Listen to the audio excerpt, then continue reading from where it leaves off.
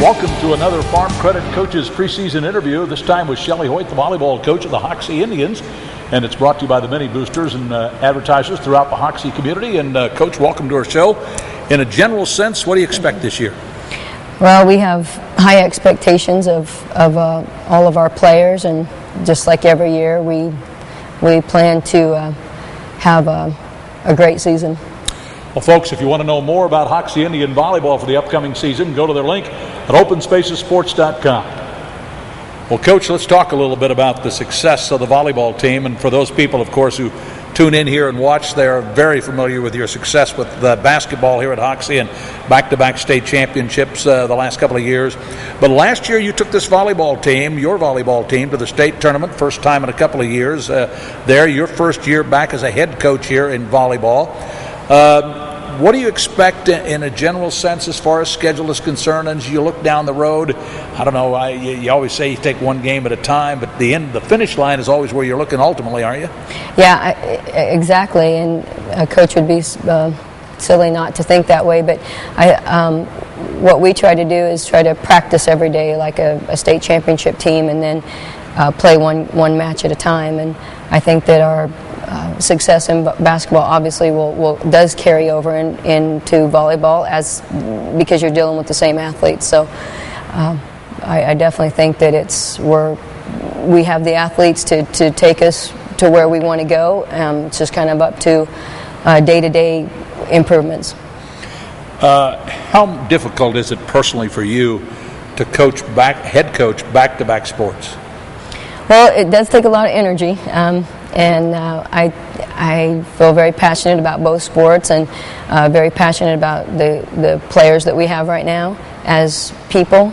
And I think that we have a great group of seniors. Our leadership this year is going to be, I think, a huge improvement.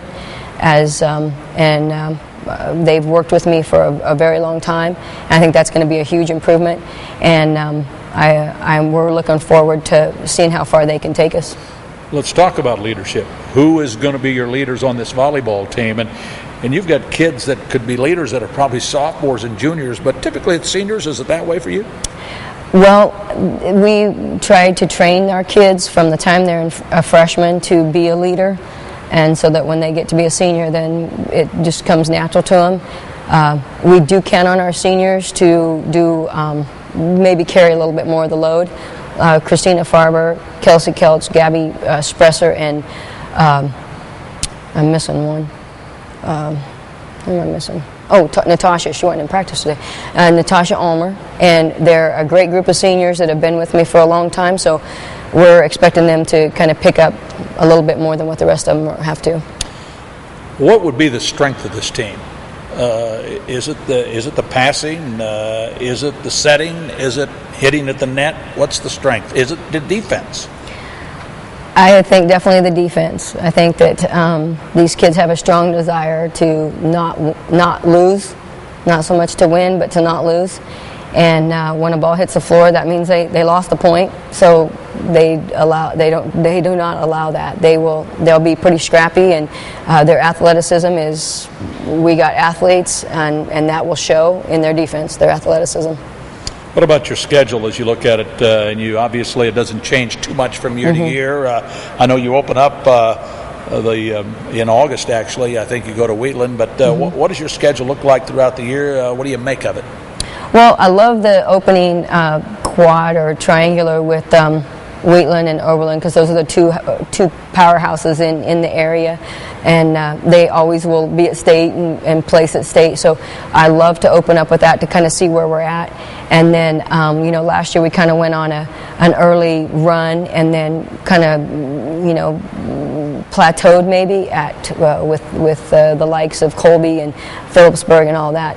So we're hoping that we're at our peak come the end of October. You mentioned Colby. There's a 4A school that it's allowed you to kind of continue a rivalry. It hasn't been the case in basketball, but it certainly is in volleyball, where you get to play a 4A school. Scott City and Phillipsburg, the 2 3As, all good programs. It's good for your team, isn't it? It is. It's awesome, and we love to play those teams, and it kind of sets the tone of where we need to be at the end of the season. Well, listen, good luck to you this upcoming season.